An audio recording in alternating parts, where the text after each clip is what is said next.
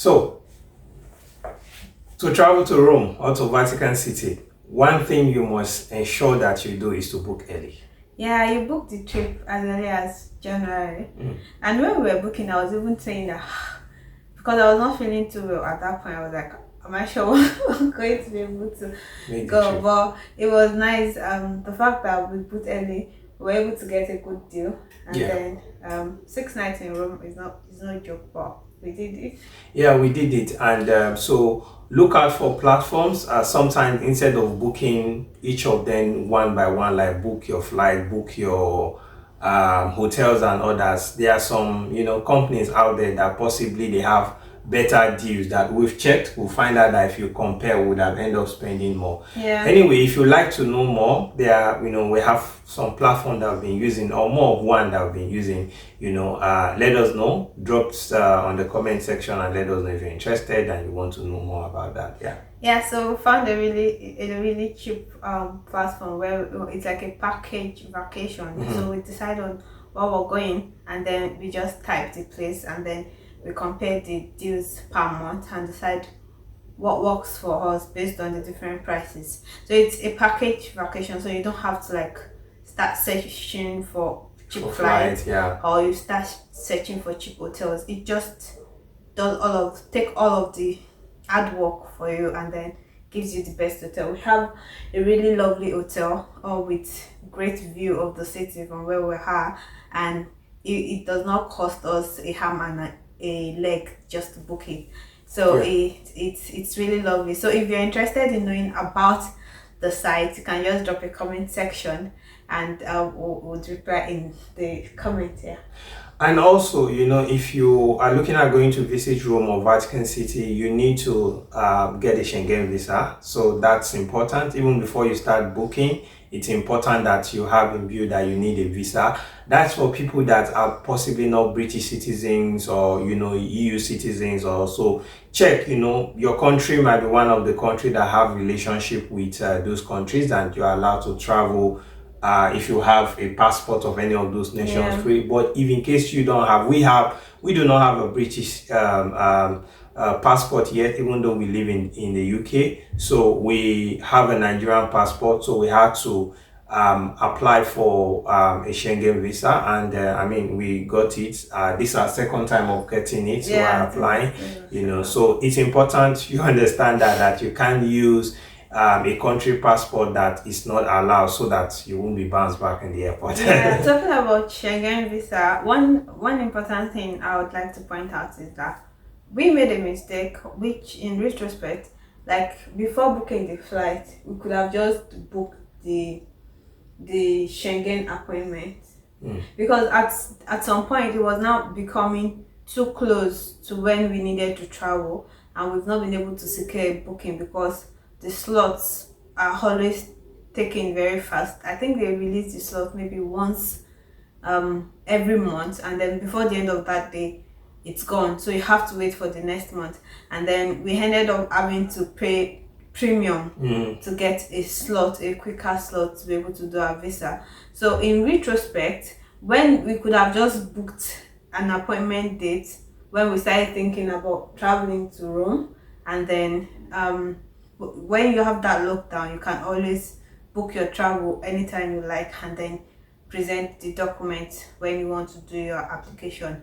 If you'd like more information about how to go about the Schengen visa, because that is a whole lot of process, you can drop comments. Also, we receive a lot of comments asking of people wanting to know how we were able to get a visa to come to this country. Then we'll probably do a video about that. So we'll do a video about that, and then we move into, let's say you've gotten your Schengen visa, you're back coming. Just some quick tip in saving money. One is, even though you got a cheaper flight, if you're not careful, you can pay for luggage also. And most times, the money you pay for the luggage could be higher than what you use in booking for the flight. So please make sure you can check the site of these companies. They have the kind of bags that you need to carry. Majorly some of these are school bags. See how you can carry on luggage. Ensure that you put in things that are just important to you as much as possible. If you are going to very cold places and you have winter jackets and other thick clothes, like my wife did, make sure you wear them on, and that saves you the load, the space that you need to, and if for any reason you need to carry a luggage, don't be like us that we carried the luggage and it was at the burden that they were like, no, you're not allowed to get this, and then you pay almost double the normal amount you're supposed to pay on the internet just because you're about to board. So if for any reason like you have a luggage, a cabin bag that you need to carry, you just need to book for priority online. And then it's not much if you're booking before the time of your flight, but if you get caught with a big bag at the point of boarding, then you're going to really pay a lot for that. So that is like one tip. And then there's also city staff.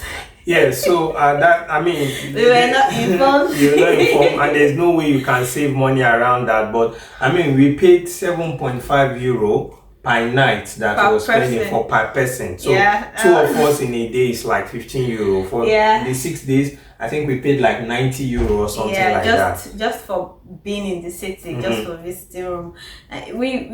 We've encountered city tax before when we went to Morocco, but it was not as high. So we did not know it was a thing until we got to Rome, and we were just about checking into our hotel, and we were like, oh yeah, by the way, you have to pay city tax.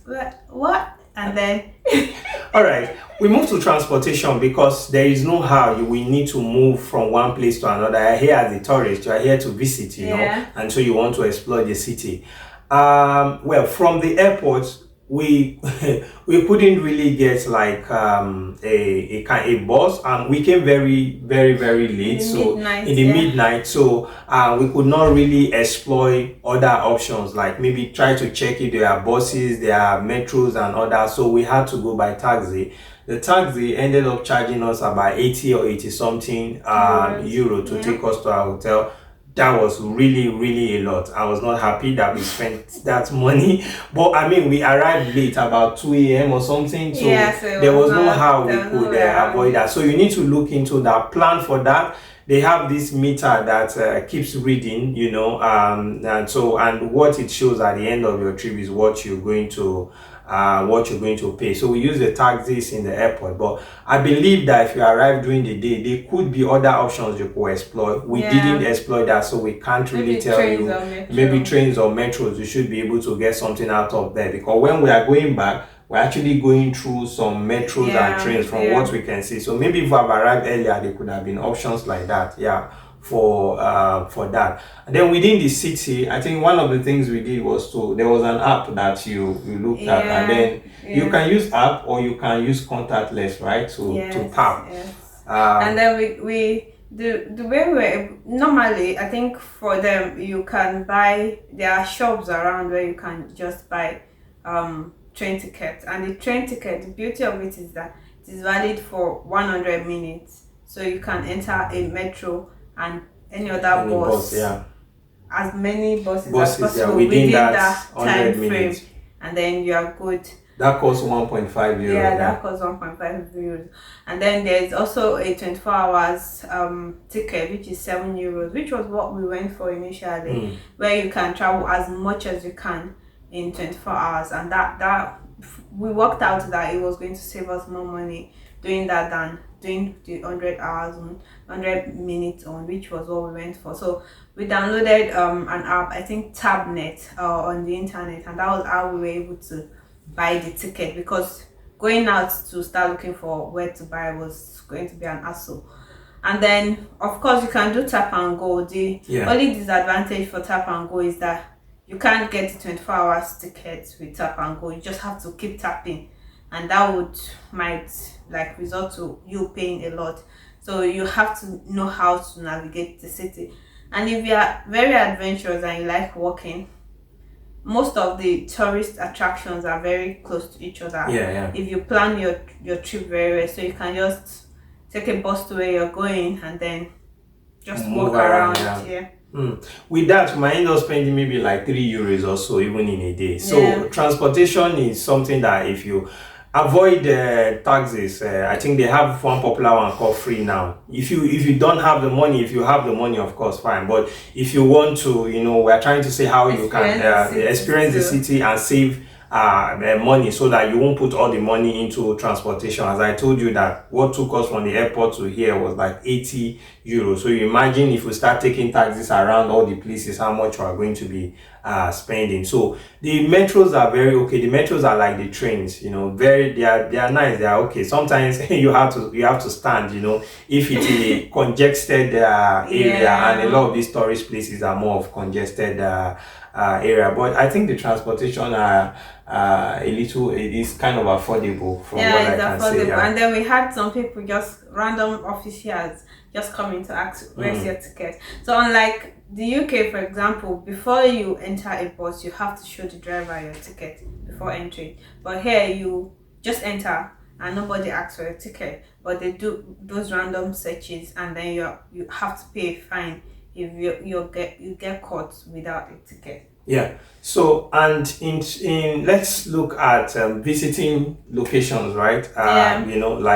How do you also save money, explore? As my wife said, that a lot of this, like for example, the Trevi fountain, the different fountains I can think of, the Pantheon, the Colosseum, those are very popular places. They are a bit closer to each other. Some of them are walkable, like between the Colosseum to the main city center. I think they are like 30 minutes walk, but we took bus anyway because we had a day rider, right? So we took bus, maybe 15 minutes bus or something. And then for the others, we had to walk around. So we have to move around, walking around from one place to another and stuff. And we have to move around from one place to another, and a lot of them are walkable. The Piazza Nuvona, they have different places, different fountains. I'm sure you're modeling it. Modeling some of the name, but the Trevi Fountain, St. Angelo Castle, they are different places you could visit, but those are popular tourist area.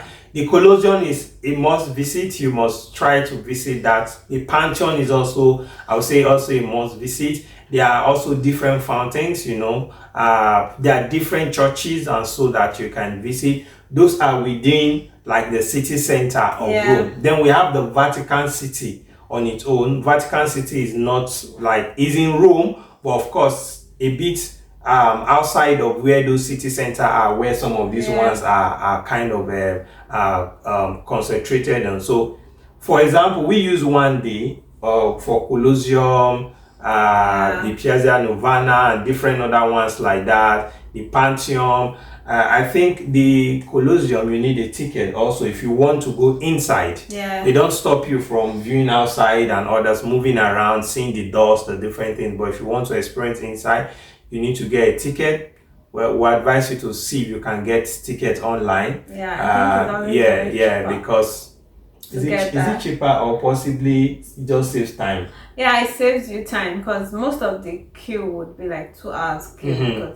But then people say that if you wake up early, let's say 7 a.m. and then leave bed, and then the queue will be very short, and then you can just pay at the gate and get in. So the Pantheon also, you need a ticket. So you go there, you queue. So you can check they are tours, people that organize tours, right? And they can cover a lot of these things inside. But from my experience, I would say it's expensive.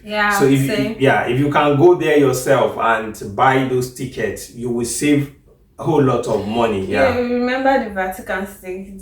The tour guys were telling us that they're going to charge 75 euros per person. Just to skip the line and get into the Vatican City and the Sistine Chapel. But then we took the pain and we queued, and then we eventually ended up paying 20 euros per person. So that's like 40 euros compared to the 75 euros that would have paid if you wanted to go through the tour guide. So one way of saving money on when you're traveling on a budget would be to just wake up early and go there and stay on the queue. And I don't think we stood there for more than 1 hour 30 minutes. It was a lot of time, but fast. I think for me, because when I saw the queue, I was just like, oh my god, I don't think this is for me.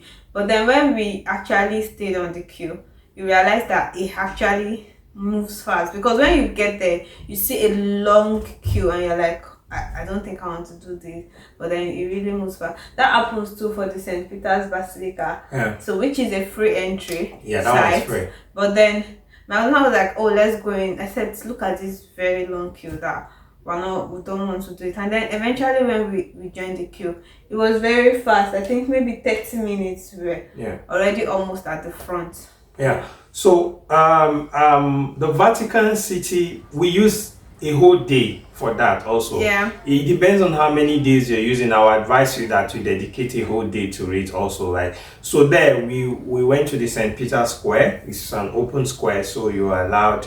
I heard that, you know, the Pope usually address people from that side. You know, it's a very big square and open space, mighty pillars. It's an amazing place you want to visit anyway. Then we have the St. Peter Basilica, which is like the church or the chapel. Yeah, there. I think that's like the biggest chapel. Or headquarter there, where the Pope used to hold services. The Passion of Christ service was held there, which we attended. But of course, we couldn't get in because I heard that sometimes months ahead people have to get ticket. It's free, but you have to look for a way to get ticket. 6 months ahead. Yeah, so I mean that's a lot. We couldn't make it in, but we attended the service in St. Peter's Square where there were mighty boards that were outside, you know, screens that were projecting it, and so then the Vatican Museum is somewhere that you want to go and experience. It's beautiful and it's interconnected with the Sistine Chapel, where they are amazing work of art, and you can get lost. Mike Angelo. I'm not sure I have the pronunciation. I think so. Do I? Yeah, I think it's Mike Angelo, and then Leonard da Vinci. So they have their amazing work there. I mean, you can get lost in the Sistine Chapel, and there are amazing things there with their history, their currencies, you know, flags. It's something you want to experience. It has like the history of Roman Catholic. It's like a museum that has lots of other museums inside, and then the biggest part is now the Sistine Chapel, which is like the Pope private chapel, and that is the chapel that they ordinate new popes as well by the cardinals. So it has lots of beautiful works of art. It has the contemporary Roman Catholics, Roman arts as well. So it's just different museums that you get lost in. The idea is just to wander and get lost and explore and just soak yourself up in the if you pay that, if you queue and you pay that 20, fine. If you are able to buy online, I think it's 25 euro online, but and you won't queue. So just plan ahead and you save yourself a lot of money. So we did that in one day. I think the next thing we should just talk about briefly is food. You know, of course. First of all, you don't buy water in Rome. So carry your bottles around. There are a lot of drinking water fountains in Rome, littered everywhere. All of the major attraction sites has a drinking fountain.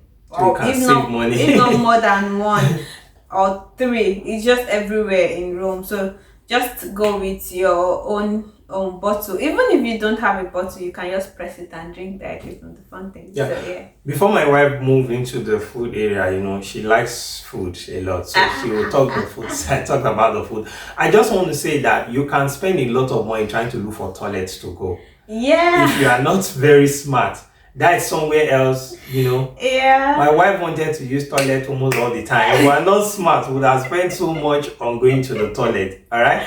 They pay almost 1.2 euro also. Even to the train station, we wanted to use the restroom there. We are seeing that they said we have to put coin inside to be able to use it. Not a public space. So what we did basically was try to look for eateries around, restaurants around, you know, big restaurant a little bit, you know, McDonald's and some other restaurant like that. We go there, we surely know they have toilet. So what we try to do is to look around. If we see that, we just go there, ask them, do you have toilet? Of course, they might think we are customers or we also want to buy or something. Even if we don't want to buy, we are moving around at that time. So we quickly use their toilets and then we move. So we have not actually, thus far, we have not paid anything and we don't hope to pay any amount of money. Because Anyway, but what I'm saying is that if you do that style, you can save money without not paying for Something just came to my mind. So we did not actually withdraw money when we were coming to this country, because we use pounds UK, and then it worked out that when we wanted to like change money, we wanted to collect 100 euros, and it says it's going to debit us 110 pounds, and we're like, no, this is not right. Pounds is much more than euros. So what we just do is just buy stuff with our cards, and the conversion is done directly by our bank. And most of the time, like when we paid 80 euros, we were debited 70 pounds. I think 70 or 60 something. Pounds. So it worked out that we were saving money by not actually having cash. So in our entire trip, we've not even earned €1. So no, our trip is basically cashless. So that's something to also look at. You can use your card, around, and then you just charge or debit. So the food. Let's look at the food part. Because it's part of the culture of the place.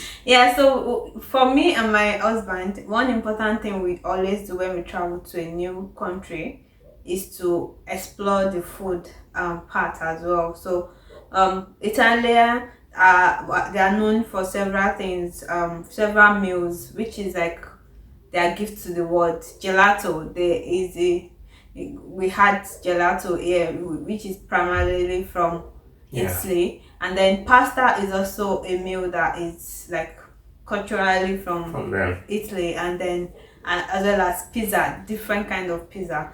So in the UK, you are used to maybe chicken pizza, just those normal. But here we have like a variety of pizzas. Like anyway, we had square pizza, we had round pizza. We're able to eat that, and then we've had gelato as well, and then we've had pasta.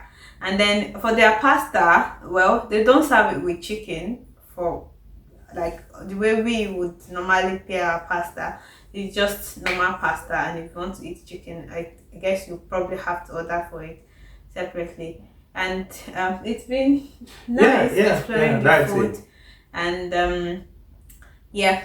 so just make sure you absorb the culture, and food is also part of it.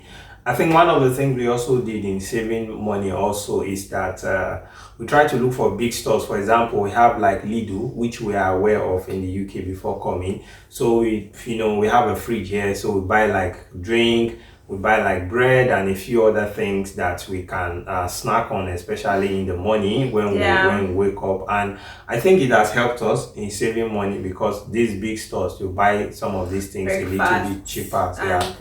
It works out well for us. For restaurants, there's something we did, which is when you want to eat at restaurant, try not to eat at the restaurants that are close to the big tourist attraction. So you just move a little bit out, and then you're able to find the restaurant that actually serves the locals. So you're not paying the big fees for restaurants, and then you get to actually eat more authentic food, and which is something we do most times I will travel as well.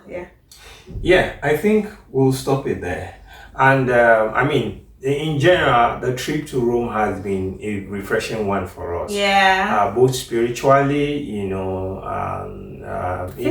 physically, so it's been a very nice trip. Seeing the stories we've read in the Bible, seeing things we watch even in movies, and we're able to experience it and stuff. It's quite nice, and learning about other people's culture, their buildings, the way of life, the way we are used to movement, traffic stuff in UK and stuff, and how their own works. I think their building is different just from compare, UK. yeah, and it's actually it's actually nice moving around to explore countries, especially our experience in the Vatican City. Yeah. Was quite nice. We learned a lot about the Catholic faith, see how structured they are, how organized they are. Yeah. It's amazing. I give it to them, and for them to have been existing for this number of And years, being independent, Yeah, like yeah. they're a country on their own. Yeah. yeah. So like they are sovereign. Let me use that word. Yeah. In their own, even though they are in Italy, but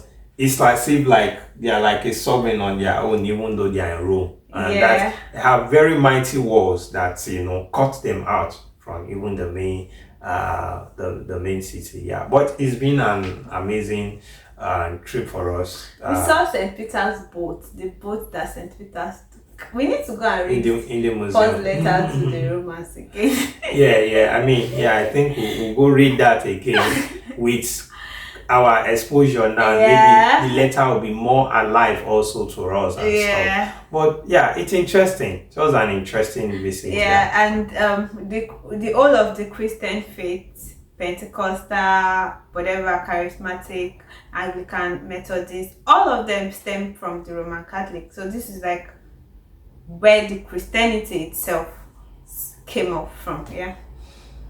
All right. Thank you so much. Thank you. Watching. Don't forget to like and subscribe. And please leave a comment if you have a question about Rome, the Vatican City, or something you want us to talk about, because we can't talk about everything in one video, but there is something you want us to talk about. We'll be open to doing that. We hope you didn't miss us too much. Yeah, I was about to say that. We took some break, but we have very good and loyal subscribers and fans that have been reaching out to us to say, hey guys, we missed you guys. We're back. Oh, you guys really impacted us. And it's good to get those feedback from people because it encourages us. It shows that what we're doing, some people love it, even though, sometimes you get some nasty comments at times, which is still part of how things work. But it shows that some people love what we're doing and they appreciate what we're doing. We're back for now, at least, Yeah, sometimes this is why you need break too. So type. If you miss us, just tell us you miss us now, so that we'll know that we have people that are actually missing and rooting for us, and it will encourage us like keep making videos. Yeah, and don't just watch, please subscribe. It's a way of encouraging us also. Thank you for watching. Bye.